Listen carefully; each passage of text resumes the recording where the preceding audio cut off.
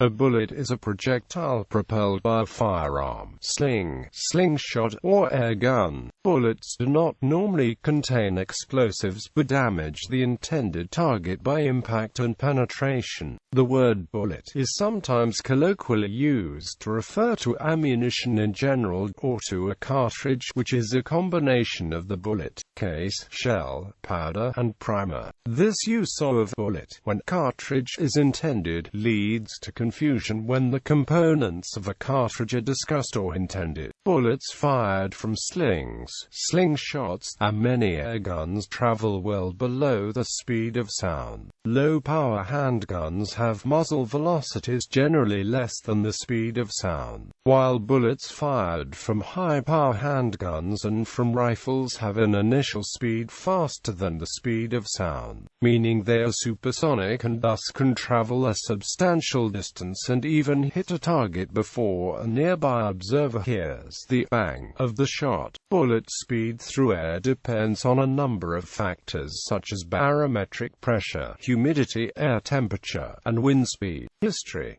The history of bullets far predates the history of firearms. Originally, bullets were made out of stone or purpose-made clay balls used as sling ammunition, as weapons and for hunting. Eventually, as firearms were developed, these same items were placed in front of a propellant charge of gunpowder at the end of a closed tube. As firearms became more technologically advanced, from 1500 to 1800, bullets changed very little. They remained simple round lead balls, called rounds, differing only in the diameter. The development of the hand culverin and matchlock arquebus brought about the use of cast lead balls as projectiles. Bullet is derived from the French word boulet, which roughly means little ball. The original musket bullet was a spherical lead ball smaller than the bore, wrapped in a loosely fitted paper patch which served to hold the bullet in the barrel firmly upon the powder. The loading of muskets was, therefore, easy with the old smooth-bore Brown Bess and similar military muskets. The original muzzle-loading rifle, on the other hand, with a more closely fitting bolt to take the rifling grooves, was more difficult to load, particularly when the bore of the barrel was fouled from previous firings. For this reason, early rifles were not generally used for military purposes. The first half of the 19th century saw a distinct change in the shape and function of the bullet. In 1826, Delvine, a French infantry officer, invented a breech with abrupt shoulders on which a spherical bullet was rammed down until it caught the rifling grooves. Delvine's method, however, deformed the bullet and was inaccurate. Square bullets have origins that almost predate civilization and were used by slingers in slings. They were typically made out of copper or lead. The most notable use of square bullet designs was done by James Puckle and Kyle Tunis, who patented them, where they were briefly used in one version of the Puckle gun. The early use of these in the black powder era was soon discontinued due to irregular and unpredictable flight patterns. Pointed bullets. Among the first pointed or conical bullets were those designed by Captain John Norton of the British Army in 1823. Norton's bullet had a hollow base which upon firing expanded under pressure to engage with the barrel's rifling. The British Board of Ordnance rejected it because spherical bullets had been in use for the previous 300 years. Renowned English gunsmith William Greener invented the Greener bullet in 1836.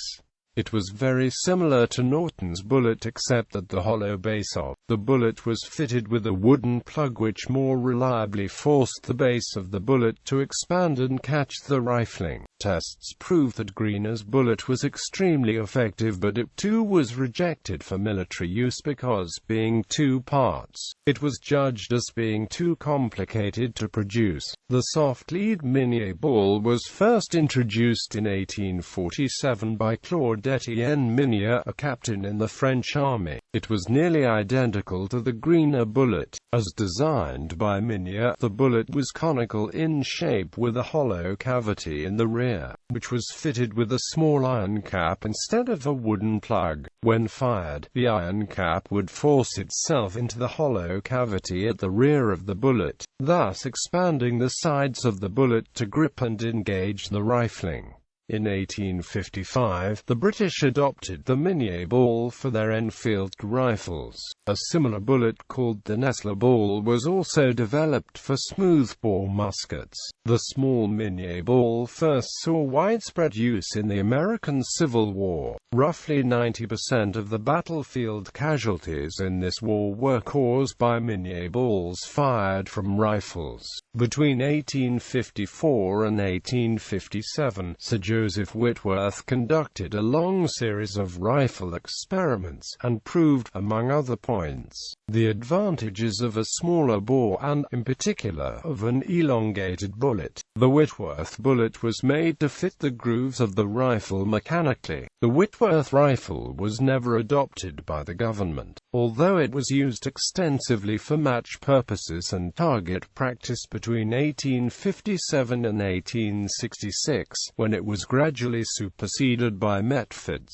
About 1862 and later, W. E. Metford carried out an exhaustive series of experiments on bullets and rifling, and invented the important system of light rifling with increasing spiral and a hardened bullet. The combined result was that in December 1888 the Lee Metford small-bore rifle Mark I was finally adopted for the British Army. The Lee Metford was the predecessor of the Lee Enfield, the modern bullet. The next important change in the history of the rifle bullet occurred in 1882, when Major Edouard Rubin, director of the Swiss Army Laboratory at Thun, invented the copper-jacketed bullet, an elongated bullet with a lead core in a copper jacket. It was also small-bore, and it is the precursor of the 18mm Lebel bullet, which was adopted for the smokeless powder ammunition of the MLE 1886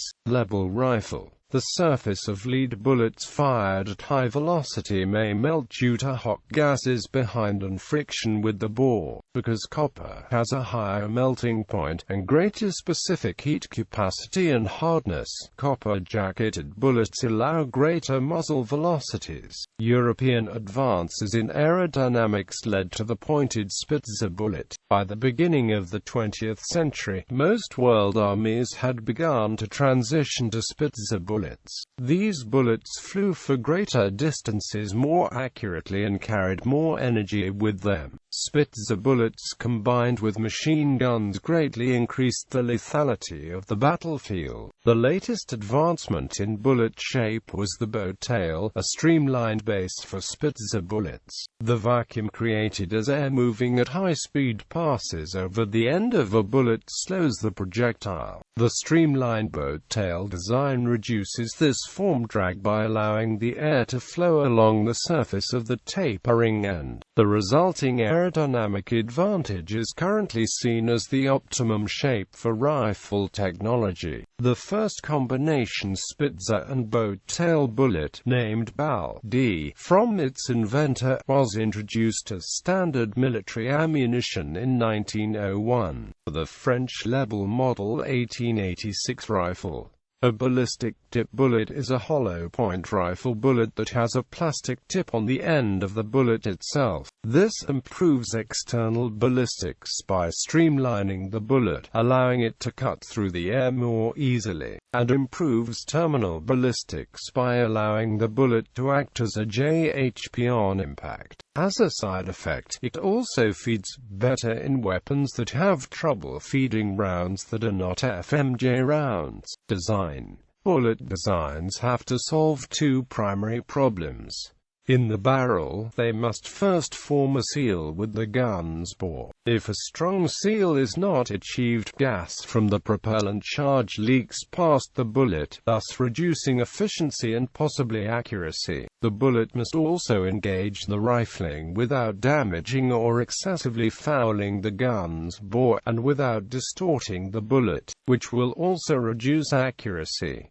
Bullets must have a surface which will form this seal without causing excessive friction. These interactions between bullet and bore are termed internal ballistics. Bullets must be produced to a high standard, as surface imperfections can affect firing accuracy. The physics affecting the bullet once it leaves the barrel is termed external ballistics. The primary factors affecting the aerodynamics of a bullet in flight are the bullet's shape and the rotation imparted by the rifling of the gun barrel. Rotational forces stabilize the bullet gyroscopically as well as aerodynamically. Any asymmetry in the bullet is largely cancelled as it spins. However, a spin rate greater than the optimum value adds more trouble than good, by magnifying the smaller asymmetries or sometimes resulting in the bullet exploding midway in flight. With smoothbore firearms, a spherical shape was optimum because no matter how it was oriented, it presented a uniform front. These unstable bullets tumbled erratically and provided only moderate accuracy. However, the aerodynamic shape changed little for centuries. Generally, bullet shapes are a compromise between aerodynamics, interior ballistic necessities, and terminal ballistics requirements. Another method of stabilization is for the center of mass of the bullet to be as far forward as is practical, which is how the Minié ball and the shuttlecock are designed. This allows the bullet to fly front-forward by means of aerodynamics. See the articles on terminal ballistics and/or stopping power for an overview of how bullet design affects what happens when a bullet impacts with an object. The outcome of the impact is determined by the composition and density of the target material, the angle of incidence, and the velocity and physical characteristics of the bullet itself. Bullets are generally designed to penetrate, deform, and/or break apart. For a given material and bullet, the strike velocity is the primary factor determining which outcome is achieved. Bullet shapes are many and varied, and an array of them can be found in any reloading manual that sells bullet molds. Mold manufacturers such as RCBS, Paul Jones Molds, and David Emmons offer many different calibers and designs. With a mold, bullets can be made at home for reloading one's own ammunition, where local laws allow. Hand casting, however, is only time and cost effective for solid lead bullets. Cast and jacketed bullets are also commercially available from numerous manufacturers for hand loading and are much more convenient than casting. Bullets from bulk lead. Propulsion. Propulsion of the ball can happen via several methods: by using only gunpowder, by using a percussion cap and gunpowder, by using a cartridge. Materials. Bullets for black powder or muzzle-loading firearms were classically molded from pure lead. This worked well for low-speed bullets, fired at velocities of less than 450 meters per second. For slightly higher speed bullets fired in modern firearms, a harder alloy of lead and tin or typeset as lead works very well. For even higher speed bullet use, jacketed coated lead bullets are used. The common element in all of these, lead, is widely used because it is very dense, thereby providing a high amount of mass, and thus, kinetic energy, for a given volume. Lead is also cheap, easy to obtain, easy to work, and melts at a low temperature, which results in comparatively easy fabrication of bullets. Lead, simple cast, extruded, swaged, or otherwise fabricated lead slugs are the simplest form of bullets. At speeds of greater than 300 meters per second, lead is deposited in rifle bores at an ever-increasing rate. Alloying the lead with a small percentage of tin and/or antimony serves to reduce this effect, but grows less effective as velocities are increased. A cup made of harder metal, such as copper, placed at the base of the bullet and called a gas check, is often used to decrease lead deposits by protecting the rear of the bullet against melting when fired at higher pressures. But this too does not solve the problem at higher velocities. Jacketed lead bullets intended for even higher velocity applications generally have a lead core that is jacketed or plaited with gilding metal, cupra-nickel, copper alloys, or steel. A thin layer of harder metal protects the softer lead core when the bullet is passing through the barrel and during flight, which allows delivering the bullet intact to the target. The heavy lead core delivers its kinetic energy to the target. Full metal jacket or ball bullets are called ball ammunition, are completely encased in the harder metal jacket, except for the base. Some bullet jackets do not extend to the front of the bullet. To aid expansion and increase lethality, these are called soft point or hollow point bullets. Steel bullets are often plated with copper or other metals for corrosion resistance during long periods of storage. Synthetic jacket materials such as nylon and Teflon have been used with limited success, especially in rifles. However, hollow point bullets with plastic aerodynamic tips have been very successful at both improving accuracy and enhancing expansion. Newer plastic coatings for handgun bullets, such as Teflon-coated bullets, are making the way into the market. Solid or monolithic solid, monometal bullets intended for deep penetration in big game animals and slender-shaped very low-drag projectiles for long-range shooting are produced out of metals like oxygen-free copper and alloys like copper-nickel, tellurium copper and brass. For example, highly machinable UNSC 36000 free-cutting brass. Often these projectiles are turned on precision CNC lathes. In the case of solids and the ruggedness of the game animals on which they are used, e.g., the African buffalo or elephant, expansion is almost entirely relinquished for the necessary penetration. In shotgunning, slug loads are often solid large single-lead projectiles, sometimes with a hollow point, used for deer or wild pig hunting in jurisdictions which do not allow rifles. Fluted in appearance, these are solid bullets with scalloped sides. The theory is that the flutes produce hydraulic jetting when passing through tissues, creating a wound channel larger than that made by conventional expanding ammunition such as hollow points. Hard cast, a hard lead alloy intended to reduce fouling of rifling grooves. Benefits include simpler manufacture than jacketed bullets and good performance against hard targets. Limitations are an inability to mushroom and subsequent over-penetration of soft targets. Blanks, wax, paper, plastic, and other materials are used to simulate live gunfire and are intended only to hold the powder in a blank cartridge and to produce noise, flame and smoke. The bullet may be captured in a purpose-designed device or it may be allowed to expend what little energy it has in the air. Some blank cartridges are crimped or closed at the end and do not contain any bullet. Some are fully loaded cartridges designed to propel rifle grenades. Note that blank cartridges, at short ranges, can be lethal due to the force of the expanding gas. Numerous tragic accidents have occurred with blank cartridges. Practice, made from lightweight materials like rubber, wax, wood, plastic, or lightweight metal. Practice bullets are intended for short-range target work only. Because of the weight and low velocity, they have limited range. Polymer. These are metal polymer composites, generally lighter and higher velocity than a pure metal bullet of the same dimensions. They permit unusual designs that are difficult with conventional casting or lathing.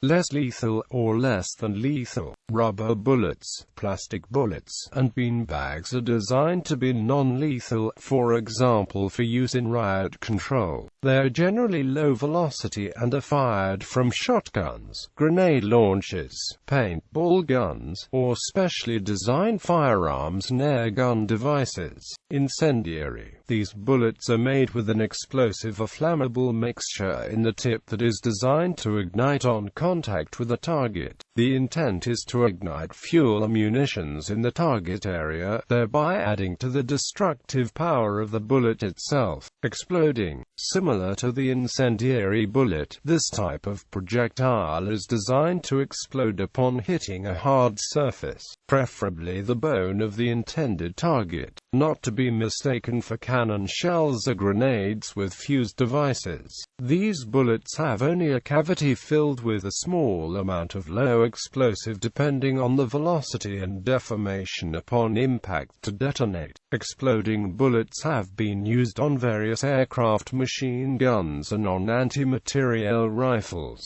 Tracer. These have a hollow back filled with a flare material. Usually this is a mixture of magnesium metal, a perchlorate, and strontium salts to yield a bright red color, although other materials providing other colors have also sometimes been used. Tracer material burns out after a certain amount of time. Such ammunition is useful to the shooter as a means of learning how to shoot moving targets with rifles. This type of round is also used by all branches of the United States military in combat environments as a signaling device to friendly forces. Normally it is loaded at a 4-to-1 ratio with ball ammunition and is intended to show where you are firing so friendly forces can engage the target as well. The flight characteristics of tracer rounds differ from normal bullets due to the lighter weight, armor-piercing, jacketed designs where the core material is a very hard, high-density metal such as tungsten carbide, depleted uranium, or steel. A pointed tip is often used, but a flat tip on the penetrator portion is generally more effective.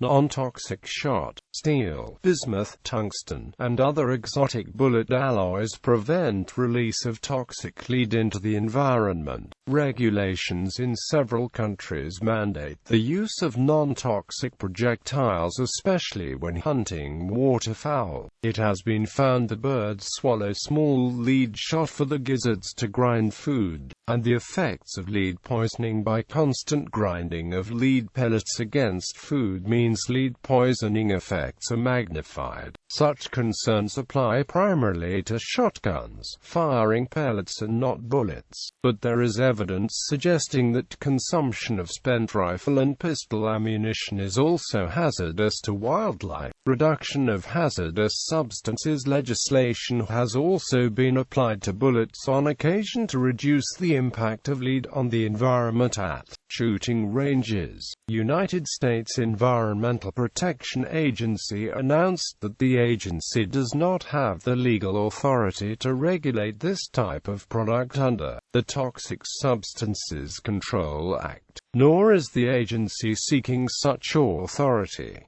NRA EPA denies ammo ban petition with some non-toxic shot, e.g., steel shot. Care must be taken to shoot only in shotguns specifically designed and designated for steel shot. For other, particularly older, shotguns, serious damage to the barrel and chokes can occur, and, because steel is lighter and less dense than lead, larger-sized pellets must be used, thus reducing the number of pellets in a given charge of shot and possibly limiting patterns on the target. Other formulations, e.g., bismuth, do not present this disability. Blended metal bullets made using cores from powdered metals other than lead with binder are sometimes sintered, frangible, designed to disintegrate into tiny particles upon impact to minimize the penetration for reasons of range safety, to limit environmental impact, or to limit the shoot-through danger behind the intended target. An example is the Glazer Safety Slug, usually a pistol-caliber bullet made from an amalgam of lead shot and a hard plastic binder designed to penetrate a human target and release its component shot pellets without exiting the target. Multiple impact bullet. Bullets that are made of separate slugs that fit together inside the cartridge, and act as a single projectile inside the barrel as they are fired. The projectiles part in flight, but who held information by tethers that keep the individual parts of the bullet from flying too far away from each other. The intention of such ammo is to increase hit chance by giving a shot-like spread to rifled slug-firing guns, while maintaining a consistency in shot groupings. Multiple impact bullets may be less stable in flight than conventional solid bullets because of the added aerodynamic drag from the tether line holding the piece's information, and each projectile affects the flight of all the others. This may limit the benefit provided by the spread of each bullet at longer ranges. Treaties and prohibitions. Poisonous bullets were subject to an international agreement as early as the Strasbourg Agreement. The St. Petersburg Declaration of 1868 prohibited the use of explosive projectiles weighing less than 400 grams. The Hague Convention prohibits certain kinds of ammunition for use by uniformed military personnel against the uniformed military personnel of opposing forces. These include projectiles which explode within an individual, poison and expanding bullets. Protocol 3 of the 1983 Convention on Certain Conventional Weapons, and annexed to the Geneva Conventions, prohibits the use of incendiary ammunitions against civilians. Nothing in these treaties prohibits traces of the use of prohibited bullets on military equipment. These treaties apply even to .22 LR bullets used in pistols, rifles and machine guns.